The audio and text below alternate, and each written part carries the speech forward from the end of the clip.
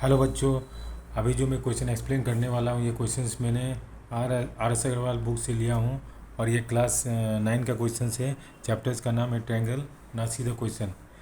Triangle A B C is a right triangles angle at A such that A B equal to A C and bisectors of angle C intersect the side A B at D prove that A C plus A D equal to B C.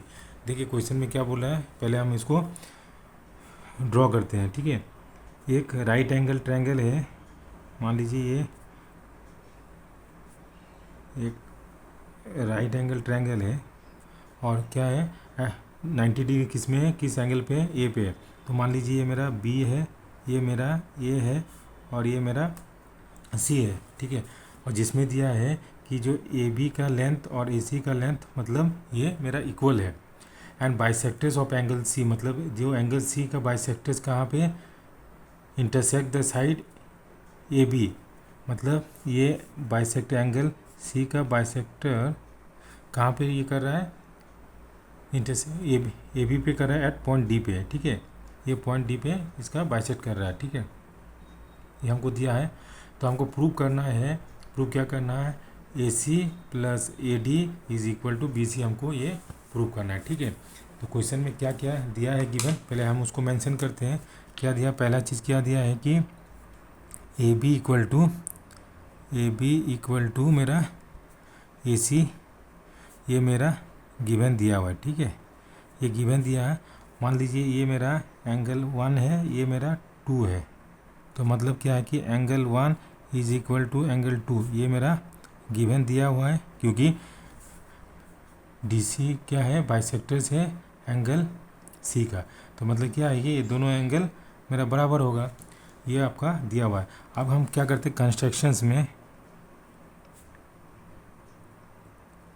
Construction में क्या करते हैं कि एक मान लीजिए ये D E है, कंस्ट्रक्शंस में draw D E perpendicular on B C पे परपेंडिकुलर डाल देते हैं। ठीक है, परपेंडिकुलर ऑन बी सी। तो कंस्ट्रक्शंस में मैंने हम लोग क्या किया कि डी एक लाइन है जो कि इसके बी सी के परपेंडिकुलर है। ठीक है, अब हम ये क्या करते हैं, अब क्या करते हैं, नेक्स्ट स्टेप्स क्या करते हैं कि हम इस दोनों ट्रायंगल्स को लेते हैं। नाउ इन ट्रायंगल कौन सा, ये तो 90 डिग्री है, D A C and triangle कौन सा लेते हैं, D E C, angle D E C लेते हैं। तो ये दोनों ट्रायंगल्स में देखते हैं कि क्या क्या सेम है। तो angle D A C is equal to angle D E C कितना है, 90 डिग्री है। ठीक है, अब यहाँ पे देखिए angle 1 is equal to angle 2, ये मेरा गिवन है। ठीक है, अब मेरा एक है जो डी सी है, तो D C is equal to D C क्या हो गया मेरा, ये कॉमन हो गया, इतना लिख सकते हैं। Therefore triangle D A C is congruent to triangle D E C लिखेंगे बाय क्या, एस क्राइटेरिया। ये दोनों जब मेरा ट्रायंगल कॉन्ग्रुएंट है तो हम क्या लिख सकते हैं, A D equal to D लिख सकते हैं and A C is equal to E C by C T से लिख सकते हैं। इतना देर तो आप लोग समझ में आ गया है। अब नेक्स्ट हम क्या करते हैं, नाउ इन ट्रायंगल कौन सा, बी ए सी, मतलब ये पूरा ट्रायंगल्स को लेते हैं। तो देखिए angle B plus angle A plus angle C is equal to 180 होता है सम, है ना। तो अब देखिए अभी एंगल बी को हम बी लिखते हैं प्लस एंगल ए का वैल्यू कितना है, 90 डिग्री है, प्लस एंगल सी का वैल्यू कितना, एंगल सी को एंगल बी ही लिखेंगे इज इक्वल टू 180 डिग्री। क्यों, रीज़न क्या है, रीज़न ये है कि A B is equal to A C मेरा दिया हुआ है, गिवन लिख सकते हैं। तो अब यहाँ पे क्या करेंगे, 2 angle B plus 90 degree is equal to 180 degree लिखेंगे, यस या नो? अब 2 angle B is equal to 180 degree minus 90 degree, तो हाउ मच? 90 डिग्री। तो angle B is equal to कितना हो गया? 90 degree divided by 2, that is equal to how much? 45 degree. तो मेरा angle B is equal to कितना हो गया? 45 डिग्री। यहाँ तक समझ में आ गया? मतलब जो ये एंगल है मेरा कितना हो गया? 45 डिग्री। ठीक है, अब यहाँ पे देखिए ना, इन ट्रायंगल किस में? B E D, in triangle B E D.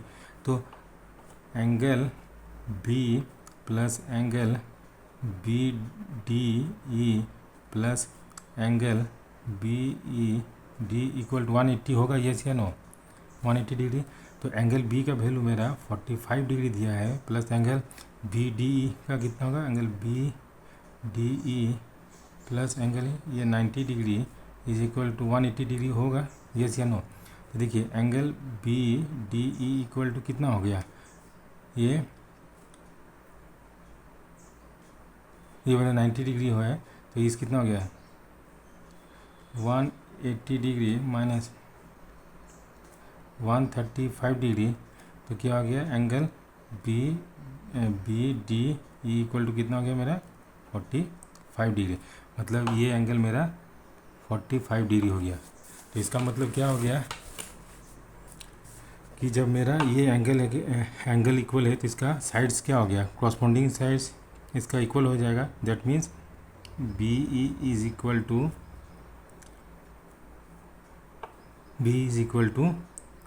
D E. क्यों?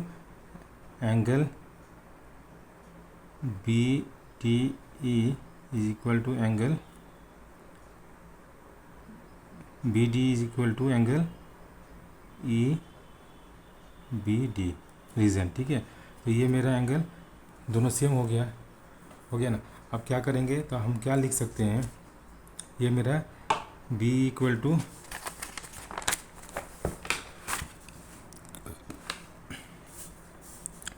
क्या हो गया? यहाँ पे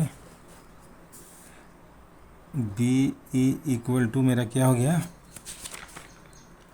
डी हो गया, यस या no? b is equal to मेरा b इक्वल टू डी हो गया। और यहाँ पे इक्वेशन दिया है ए डी इक्वल टू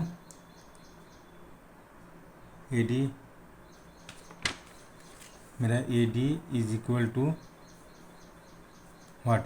जो कॉन्ग्रुएंट था, तो हमने क्या यहाँ पे शो किया था कि A D equal to D. इसको इक्वेशन 1 मान लेते हैं और A D equal to D, ये मेरा इक्वेशन कितना हो गया? 2 हो गया। तो हम क्या करेंगे? नाउ फ्रॉम इक्वेशन 1 एंड 2 क्या लिखेंगे? इक्वेशन 1 फ्रॉम इक्वेशन, तो क्या हो गया? B E is equal to मेरा क्या हो गया? ए डी हम लिखेंगे इक्वेशन 1 और 2 से। तो हम लोग को क्या प्रूव करना था? क्या करना था? To prove what? A C plus A D equal to हम लोग बी सी लिखना है। तो देखिए ड्राइंग में हम लोग क्या देखें? बी सी इक्वल टू क्या है? बी सी की जगह हम क्या लिखेंगे? That is B C equal to क्या है? B E plus E C. तो यहाँ पे B C is equal to B E की जगह हम क्या लिखेंगे? बी ई की जगह में हम देखिए बी ई की जगह में हम ए डी लिखेंगे, और प्लस ई सी की जगह में हम क्या लिखेंगे? ई सी की जगह में हम ए सी लिखेंगे, हम जो पहले लिखे हैं। तो देयरफॉर ये मेरा equation 3 therefrom equation 3 and